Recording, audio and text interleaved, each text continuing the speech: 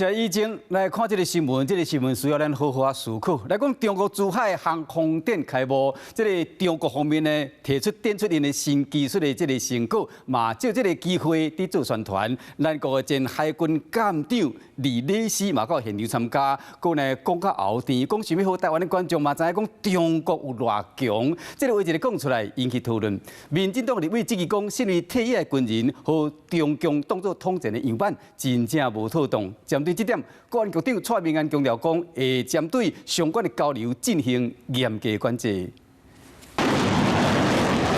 战机飞飞停停，防形容是经受闪电的帝国台集中战机歼3公 A， 伫咧中国珠海航展公开，除了展现上新的军事技术，嘛借这个机会宣传。不过，竟然有中华民国退伍的军人来参加。因为我一再的强调有图有真相啊，我也想一起分享这些宝贵的经验，把这一些实际上的真相告诉大家，让大家观众知道。我们中国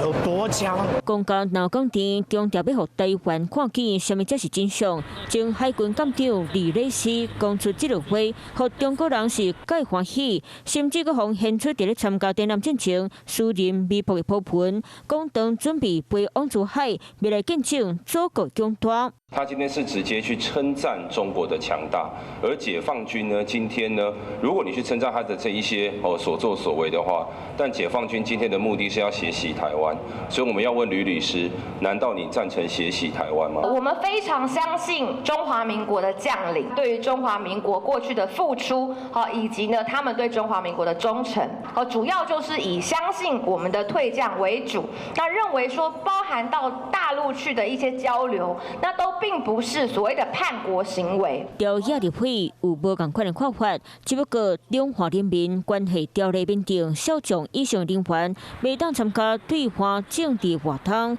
毛立委质疑，敢讲中共专门锁定非重级两项两胖，就看准你的这个两岸人民关系条例9之3的条文，我要闪过你。可能性不能排除了，那这也凸显到我们在法律的规范部分，可能还有一些模糊的地带，才会让中共有这样的一个操作的作为。中调拢有严格管制，面对强权要甲咱拆食落腹，要互中共亲门大户。Hello， 我是林明瑞。想要抢先掌握最及时的新闻资讯吗？赶快订阅、按赞、开启小铃铛，锁定我们华视新闻的 YouTube 频道。